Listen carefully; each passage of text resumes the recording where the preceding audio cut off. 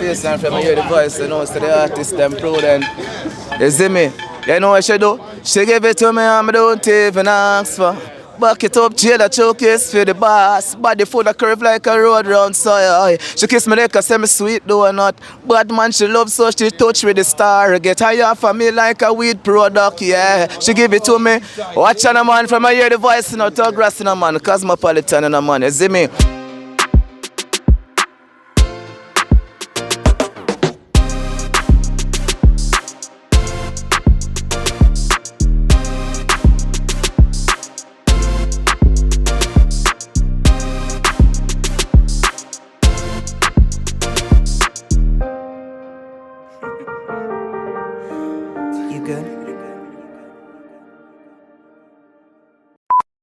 You want to do the What's yo talent? What's the talent? Challenge? What's yo talent? What's the talent? What's yo talent challenge? What's yo talent challenge? What's yo talent challenge? What's yo talent challenge? What's yo talent challenge? Hold on. You know, yeah. Man's out here. We're just doing something. We're having fun. You know what I mean? We're just chilling. Oh my God. You know, man, them do the Montreal. I need DJ Rookus.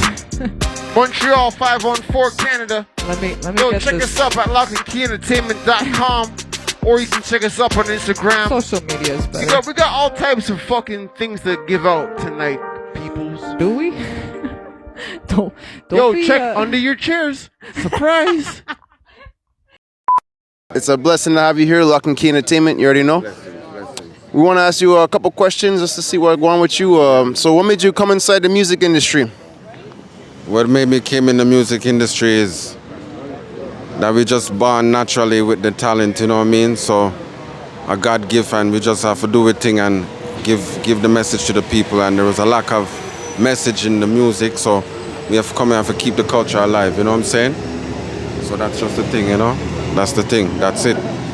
Trust me, keeping it alive, that's what it's all about, man. Because with a lot of fakeness going on, right? Like people just getting into it to get money. Yeah. And that's not cool. Yeah, so when did you start doing your music thing? When did you join the music career? Since from long time, man, from birth we notice certain things in the music, how we do it thing.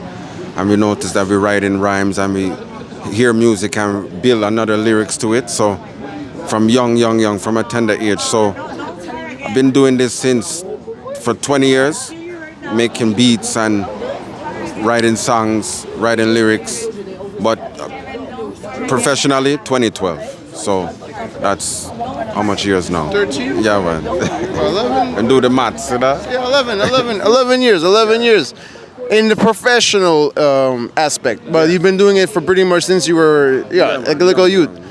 That's dope. And like one last question. Let's say, who was your like role model growing up?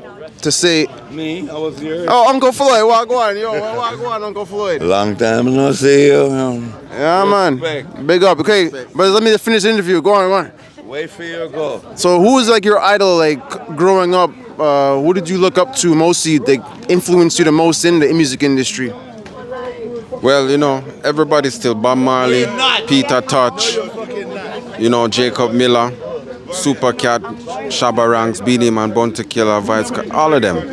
When it comes to hip-hop, Busta Rhymes, Cardinal Official, KRS-One, Rakim, all of those things, Wu-Tang, all of those, that influenced me, you know. So some big names. Yeah. So it's what you put in is what you get out. So that's just a part to me, you know. And all female rappers too, female DJ, you know, Lady Saw, Lady G, you know. You can't forget the female artists. No, man. Miss Shimi, all of them. Yeah, Trust me. Yeah, man. Big up. It's a blend of everything. It's a blend of everything, you know. Yeah. That's pretty much it, man. Yeah, that's how everybody grows like that. You know, we take a piece of here, a piece of there, and that's how we grow, right? As humans. Exactly. And we live and learn. That is it. Yo, big up yourself, fam. No, thank you very much. Bless up. Big up everybody from Montreal, Canada, who's putting music on the map, who's doing the thing. Don't give up.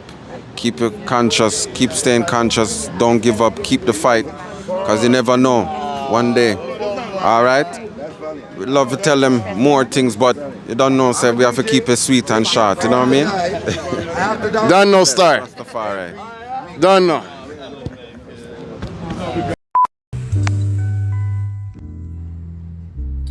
What are we listening What's tonight? happening, man? Welcome. Welcome to What's Your Talent Challenge, brother. Tonight, you have stepped into the zone. We are going to ask you if you can show the world what you're good at, whether it's that's freestyling, dancing. Well, you're in your car right now, so you ain't going to bust a dance. But, you know, maybe you can do some poems. I don't know. What you really good at, homie? What you really good at? Smoking, probably. How much do you smoke in one day? Not gonna lie, but like 2.5.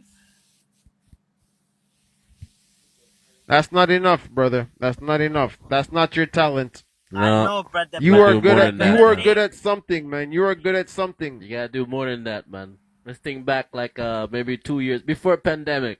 What were you good at? You go to the gym? No, I don't go to the gym. Think back, bro. Think back. What you got for Bigo, man?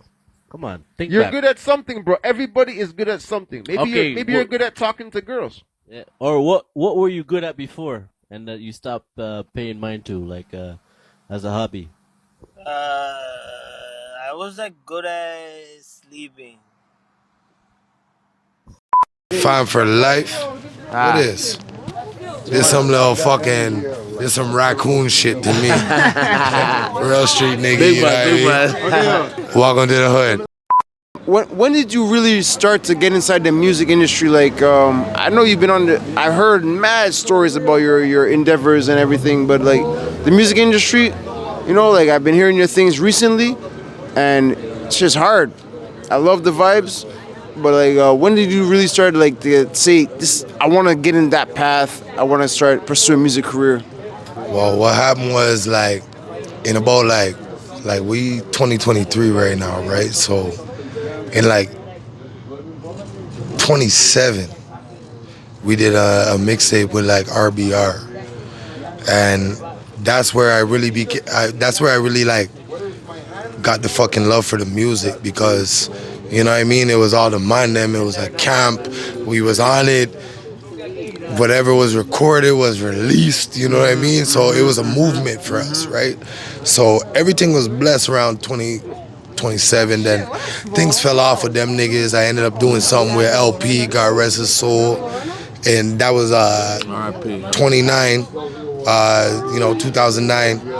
and then he ended up getting murdered for, you know, tell you the honest truth, the shit he was talking, his lyrics probably got his haters hot, and whatever happened, that's none of my business, right? But at the end of the day, it's like I lost a love for the music in 2009.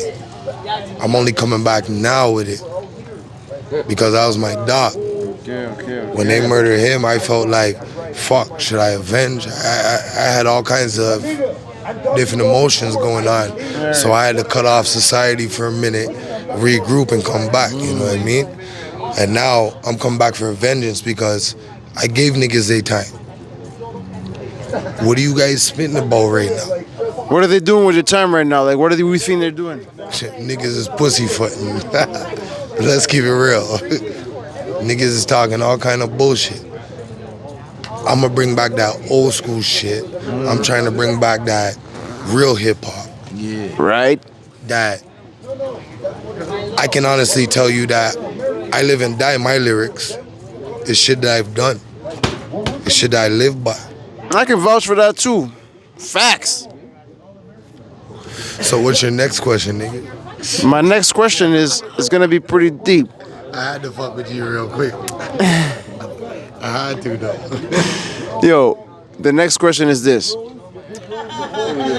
If you can give yourself a position in Montreal to guide the youths to get to a higher position in the music industry, what advice would you give them, like to try to get there and like avoid all the obstacles that were given to you as a youth?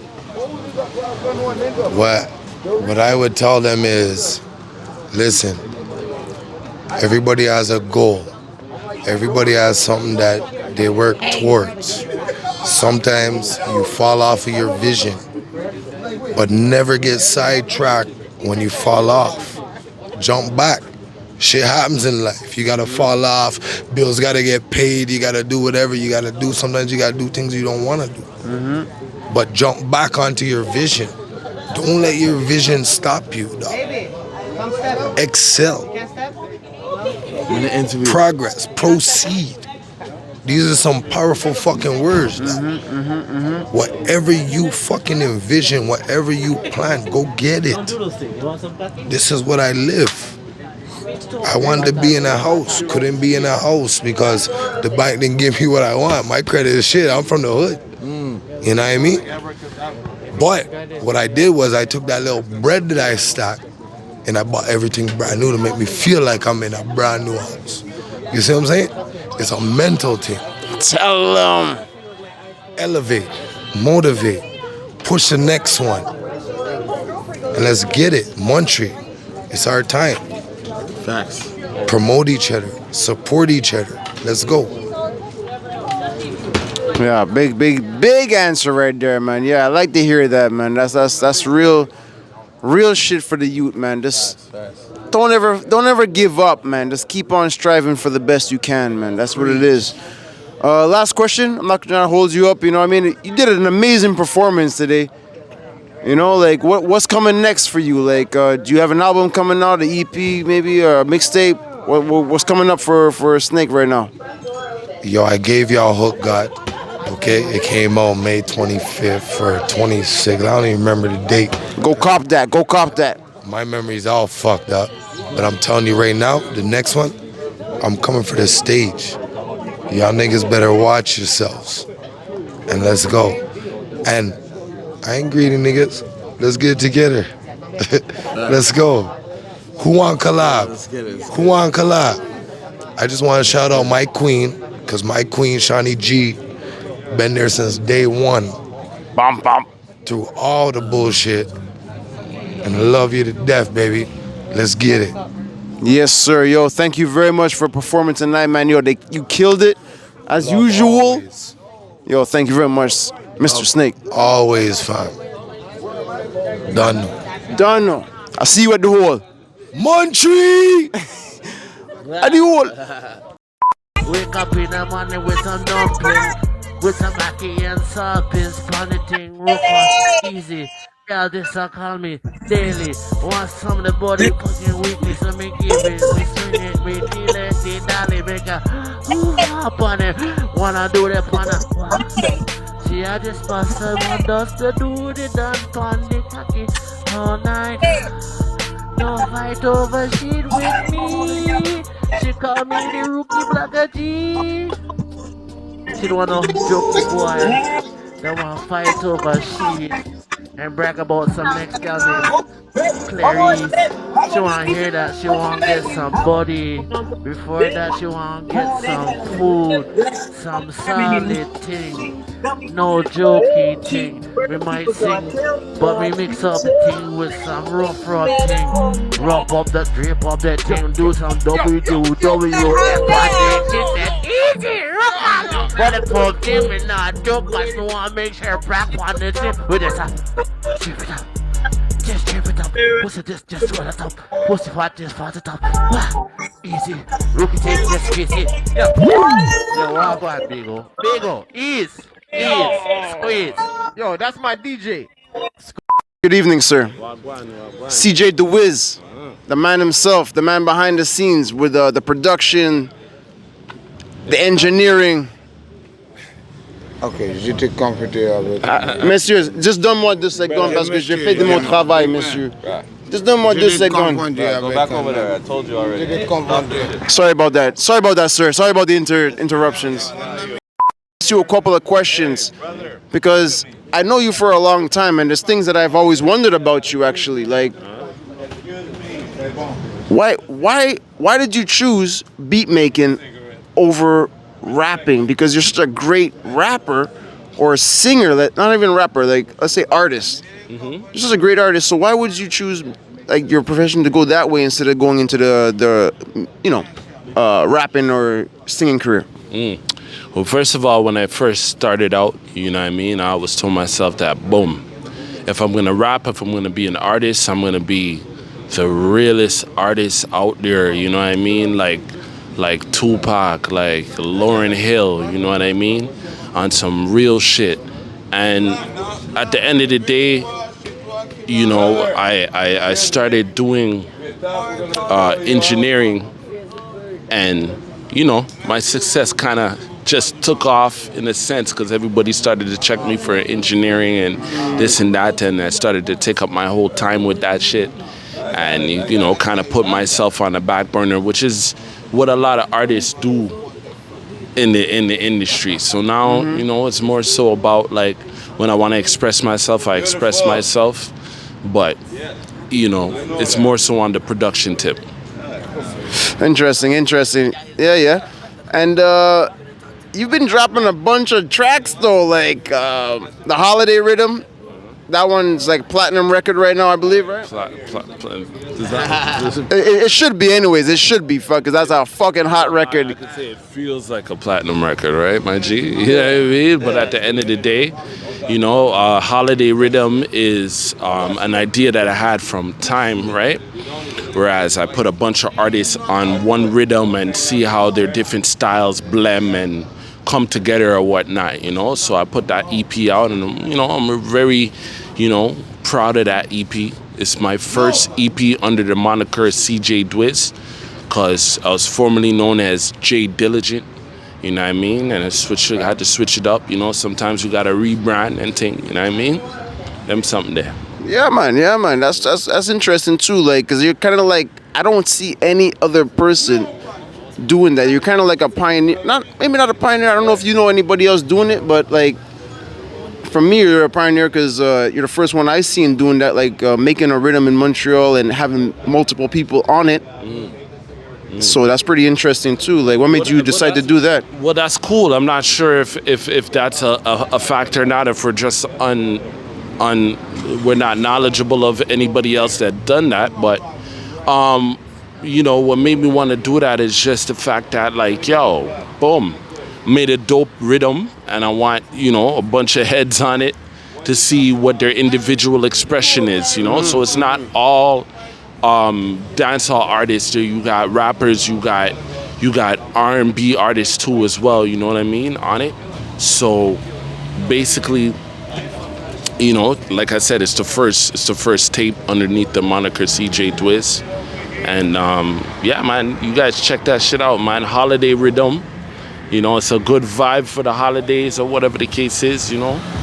You know, go check that out. Tell me what you think, you know. I listen to it all the time. Doesn't matter if it's a holiday or not. What's next for CJ Dwiz? What do you see next coming up for yourself? Yeah, so right now what I'm doing is I'm creating content.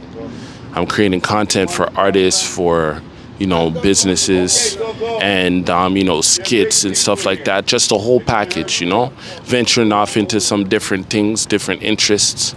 You know what I mean? I'm just a creator at the end of the day, you know what I mean? So, you know, I'm gonna see what we could blend with. You know, you could check me out on the Instagram, CJ DWIZ, CJ Dwiz, you know, check me out, and, you know, let's connect, you know? That's what's up, man. Yo, great having you here. Yo, you gonna drop some freeze later on tonight? Yo, we're gonna get blessed with some vocals. In my mind, I move on the vibrations, and right now the vibration is nice. So, you know, like, it's more than likely I'm gonna be on the mic tonight. Yeah, big up. Don't know. If you can show the people what you're good at. You're good at singing, maybe dancing, maybe poetry. Maybe you can show the people some type of history. What do you got for us tonight? Nah, I just wanted to tell the world good things. You know what I mean? I'm a good person, so, you know, positive. Oh, so you're a preacher. You can say it like that. You know what I mean? I keep it 100. I'm a family man. Okay, yo, turn off the music for a second. Fam. We're gonna hear some positive affirmations from my brother. What's your name, man? Yo, my name is Mohammed. All right, perfect, Mohammed. My name is Aaron. This is Lady Keys.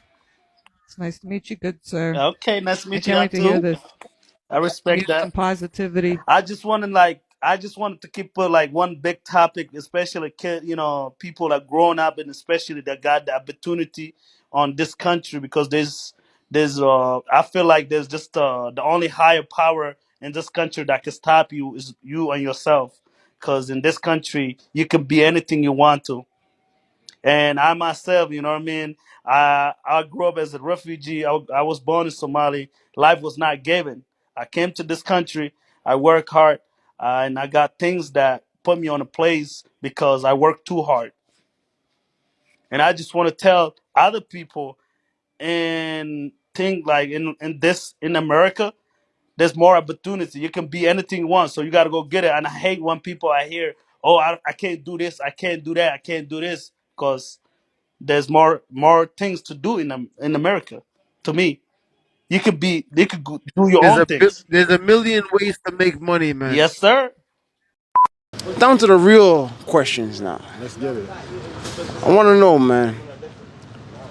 How did you become the king of English hip hop in Montreal, man? Like, I remember you downtown selling the CDs. You were the first guy I ever saw downtown selling. We were downtown all the time, right? Like, making money and shit, whatever. But I saw you downtown on the block chopping CDs back 20, 25 years ago, fam. It seems like it's that far still, I won't lie. But, you know what? I was just hungry, dog. I was hungry for it more than the rest, you know? I just love the music, you know? And I love to spit bars since I was young. You can ask my brothers. We always had our own little cipher going, you know? And I feel like I just took it to the level where, nobody else wanted to go in that time. So, yeah. Where was that exactly? Where were you trying to bring it, like, at that time? Like, when you were young, you had a vision, but what was that vision? Where did you see yourself going at that time when you were young, when you started to, like, really get in the game? What was your vision? Like, what did you see yourself going at that time? Oh, man, I felt like I didn't see nobody else doing it, so I felt like it's something that I had to do. First of all, it was fun, and I realized that people were taking to it eventually. So I just felt like I had to do it. To be honest with you, I didn't have no vision of where I was going with it. I just felt like it's something I had to do. Yeah, real talk. It was more like a calling. Because it was like hard for the Englishman, right? Back in the days, it was English versus French. Right. There was like, you would get bad up just for being English. Right. The Frenchman would come and try to attack you just for speaking English, right? Back in the days? Right. No, facts, right? Definitely. So like for you, it was like coming in the English game. There was nobody. Who was there, man? As like a young guy, who did you look up to as an English, role model, Yo, there's plenty of artists putting in work. Like, in my time, I remember who was out there. Well, to be honest, there's Magnum. He was one of the ones, Magnum 357. Everybody knows him.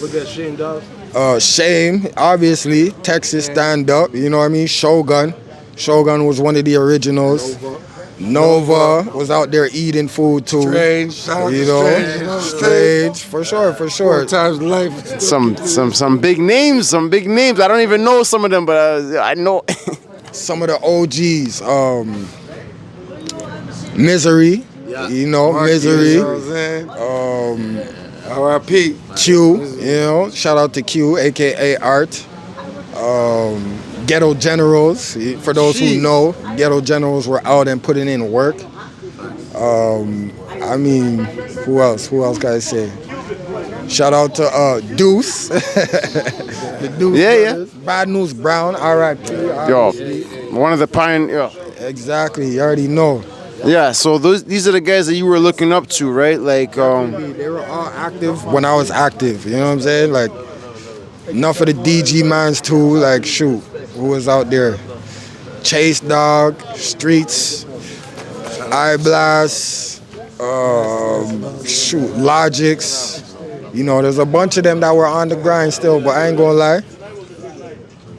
Everybody was motivation to me, you know what I'm saying? Shout out to Boy Blue, man. Boy Blue, facts. The Forbidden Zone project, for those who don't know, that was the first project I was on.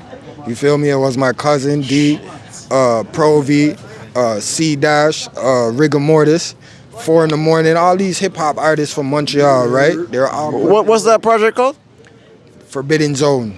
I gotta check that one out. I don't even know if I've seen that one yet. Yeah, that was the first one. I had a 1 verse on the project, and there was like 20 tracks on it. I only had 1 verse, but listen, I was pushing it like it was my project, fam. Back in the days, I remember hearing like Montreal albums and they were bad, you know, like things that you would hear from New York or whatever. The same type of content, real things, you know. Righteousness.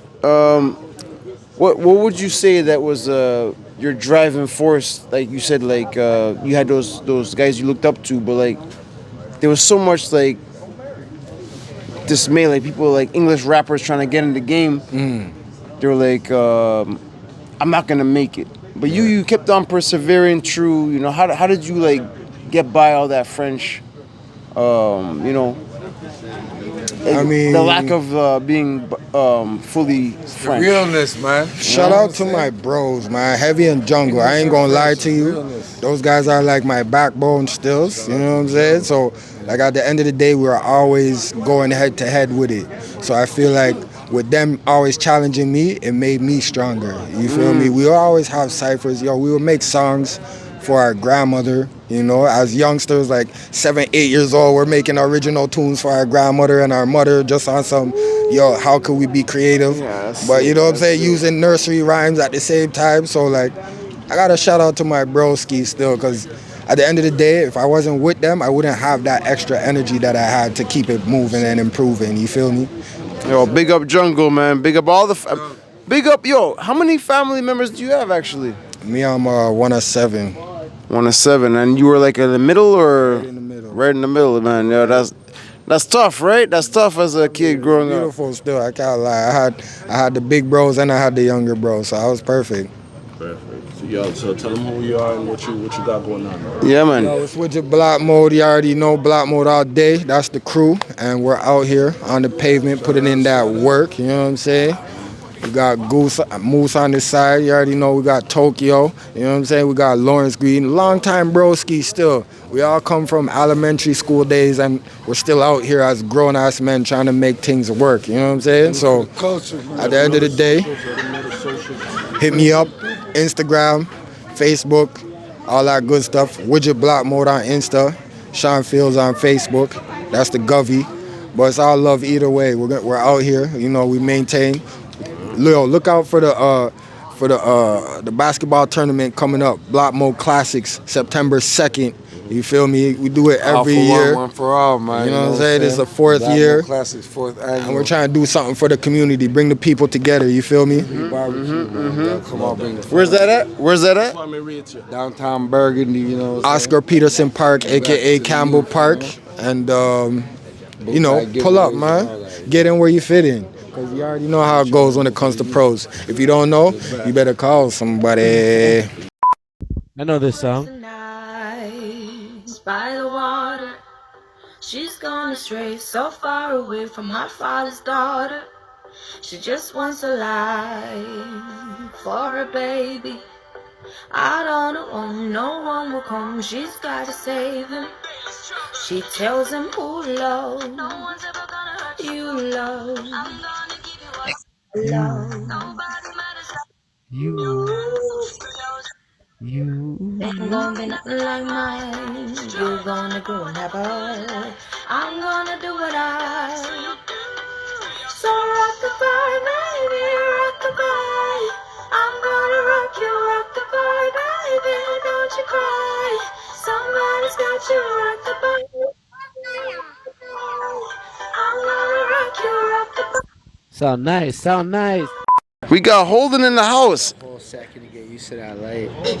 I can't believe it, man, because this guy was just performing at the Dave East concert yesterday, or a couple days ago. It was Wednesday. Wednesday. This man's doing big things in Montreal. You already know. How was it at the? How did you get the contract first of all at the Dave East concert? Honestly, it's a lot simpler than people think. You just ask. Like, I know it sounds crazy, but when you see these events come out, you see the flyers, there's always a promotional company, which means they always got Instagram or there's a contact. Like, even for Farside recently, I was like, okay, who the person? So I hit the Facebook page. How do we get on? Do you guys have local openers in Montreal? And then you pitch. Then after that's a pitch. You need your EPK, your press kit, make yourself sound a little sexy as an artist, like you've done a 1-2 thing, you have experience, but most importantly, you're willing to sell the tickets, because that's all a promoter give a crap about at the end of the day is if they give you a pack of tickets, will you return with the money that is owed and due, because it's the game at this point. Right.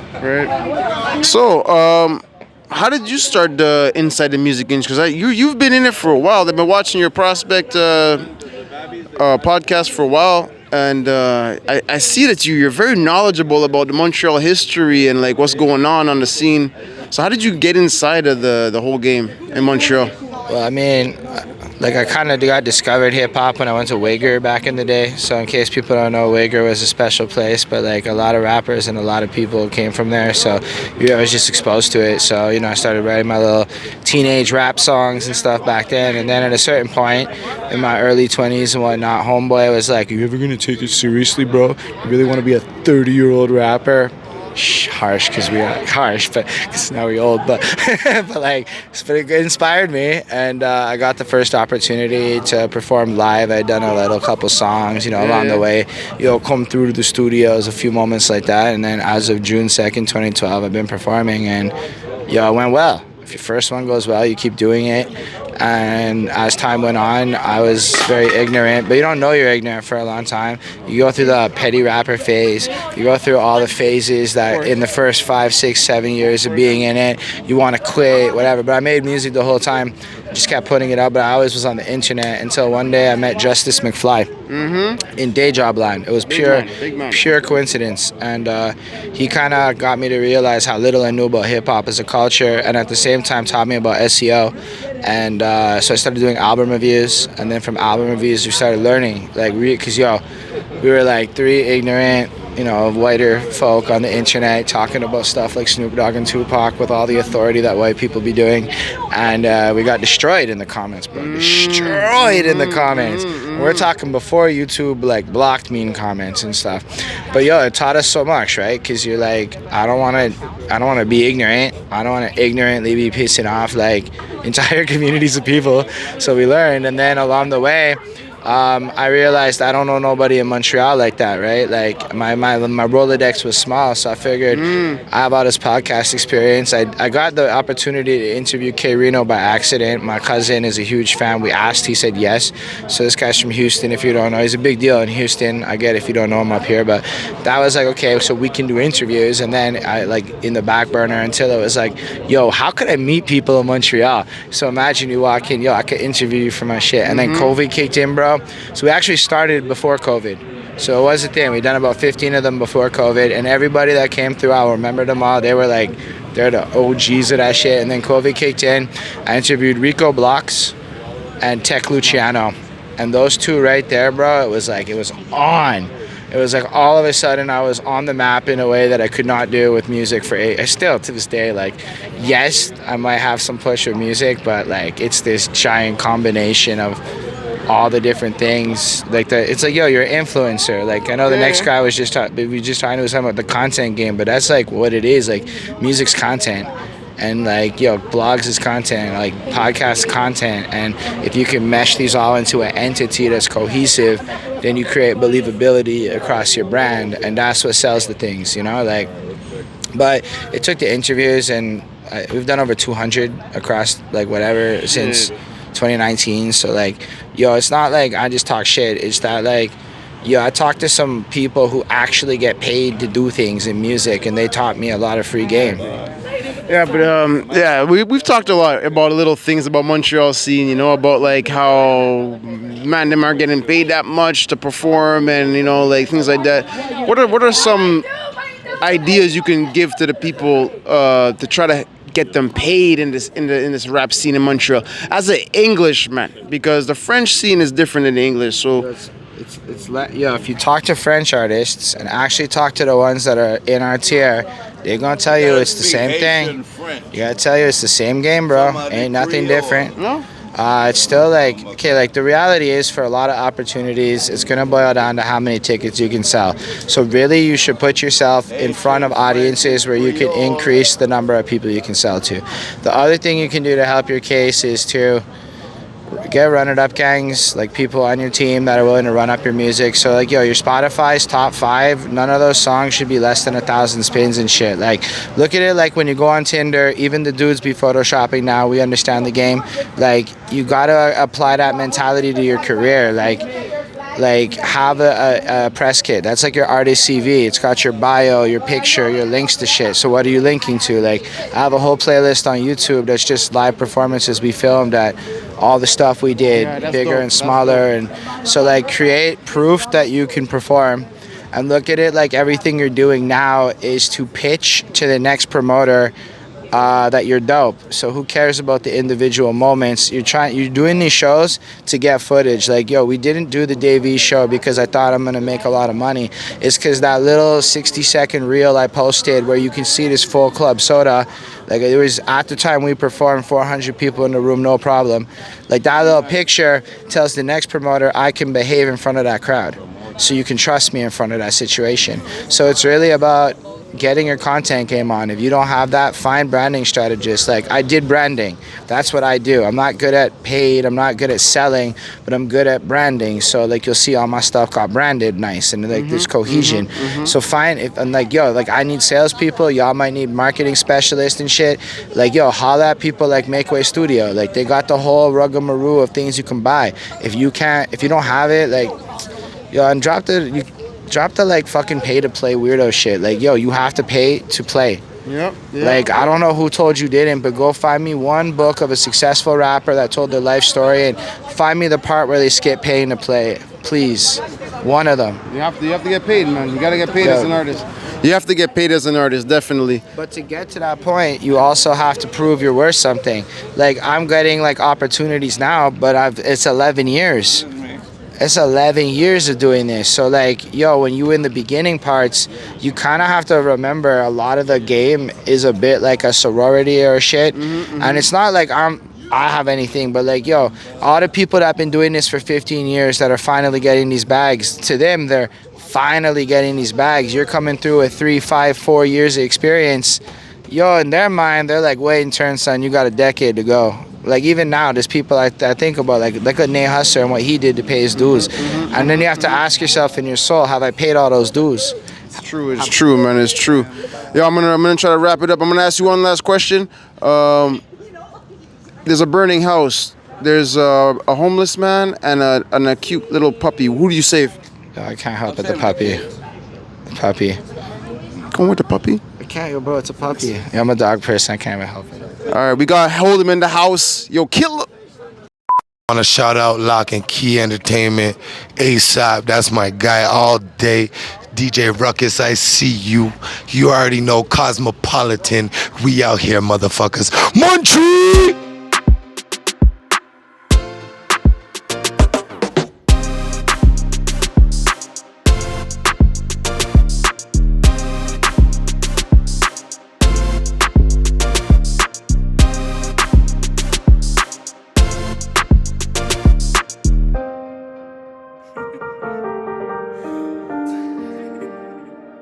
You good?